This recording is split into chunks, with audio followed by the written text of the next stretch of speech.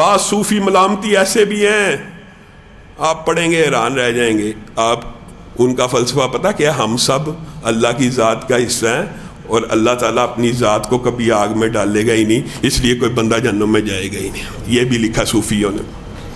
کیا کچھ نہیں لکھا. جب انکار کرنے کے اوپر عقل کے اندر بات نہ آئے، یا تو وحدت الوجود بنا دیتے ہیں یا سرے سے ہی اللہ کے وجود کا انکار کر دیتے ہیں. نعوذ باللہ. سمجھ ان کو نہیں آئی. وہ اللہ رب العزت ایک ذات ہے، اللہ رب العزت کی ایک شخصیت ہے. اللہ رب العزت نے جو باتیں اپنے بارے میں کہہ دی ہیں، اللہ کی قسم اگر مینوان ان کو قبول نہ کیا جائے، اس کے اندر طویلات تحریفات کیے جائیں تو انسان اسی طرح گمراہ ہو جاتا ہے. مجھے بتائیے کس بارے میں آپ کو اشکال آتا ہے؟ اللہ کہتا ہے میرے 2 ہاتھ ہیں، میں جیسے چاہے خرچ کروں. اب یہ بندے ایسے دبک جاتے ہیں، ایسے خاموش ہو جاتے ہیں، ترجمہ کرنا شروع کر دیتے ہیں، طویلات کرنا شروع کر دیتے ہیں. بتائیے آپ میں سے ہر ایک نے بچپن سے لے کے آج تک کتابوں میں کیا پڑھا ہے؟ اللہ کے ہاتھ کا ترجمہ کیا کیا جاتا ہے؟ قبضہ قدرت. والذی نفسی بیدی. نبی کریم کہیں گے قسم ہے اس ذات کی جس کے ہاتھ میں میری جان ہے. یہ ترجمہ کریں گے قسم ہے اس ذات کی جس کے قبضہ قدرت میں میری جان ہے. یہ کیسے ہے؟ آپ نے ان الفاظ کے اوپر غور نہیں کیا ہوا. یہ معاشرے کے اندر اشکالات اللہ کی ذات کے بارے میں پھیلائے گئے. اللہ کے چہرے کا جب حدیثوں میں ذکر آتا ہے نا تو ترجمہ پتہ کیا کرتے ہیں؟ اللہ کی عزت کی قسم. چہرے کی بات آئے گی عزت، ہاتھ کی بات آئے گی قبضہ قدرت. یہ ترجمہ آپ کو کس نے سکھایا؟ کیا حدیث میں آیا ہے؟ کیا قرآن میں آیا ہے؟ کہ آپ کی عقل میں اللہ کی ذات نہیں آئی، آپ نے خود بخود من گڑت فلسفے ایجاد کر لیجئے. میرے بھائیوں اللہ کی قسم ان کو بھی تان و تشنیع نہیں کر رہا، صرف سمجھانا مطلوب ہے، صرف سمجھانا مقصود ہے. اللہ خود جب ایک بات کہہ رہا ہے لیس کمثلہ شیء، اللہ کے ہاتھ ہیں لیکن لیس کمثلہ شیء، اس جیسی کوئی مثال نہیں ہے.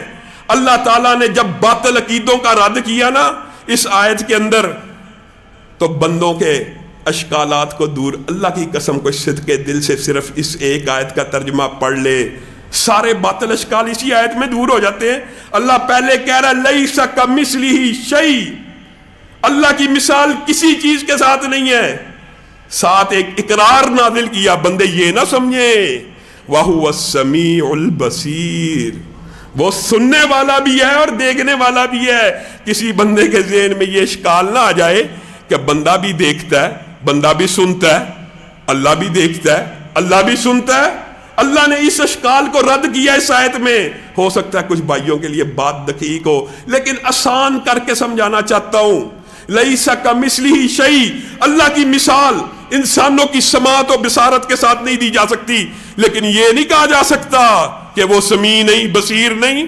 اور میرے بھائیوں تمہیں کس نے کہا اللہ کے ہاتھوں کی مثال مخلوق کے ساتھ نہیں دی جا سکتی، لیکن یہ نہیں کہا جا سکتا ہاتھ ہی نہیں. آپ بتائیے ایک مرغی کے مخلوقات میں سے نعوذ باللہ اللہ کی ذات کو مثال نہیں بنا رہا، مخلوقات میں سے انسان کے ہاتھ دیکھ لیں، ایک مرغی کے پر جن کو ہاتھ کہا جاتا ہے وہ دیکھ لیں، ایک چونٹی کے ہاتھ دیکھ لیں، ایک چھپکلی کے ہاتھ دیکھ لیں، اس کرسی کے ہاتھ دیکھ لیں، ایک چارپائی کے ہاتھ دیکھ لیں.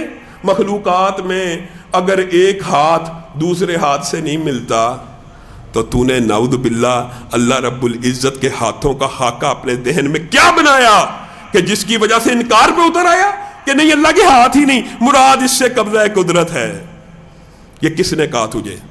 یہ باطل اور گندا اور فلسفہ اللہ نے اس کا رد قرآن پاک میں نازل کیا ہے. جنتی جب جنت میں چلے جائیں گے نعمتیں تمام ہو جائیں گی. لمبا چوڑا یہ باب ہے، اللہ تعالیٰ کی خوشنودی بھی نازل ہو جائے گی.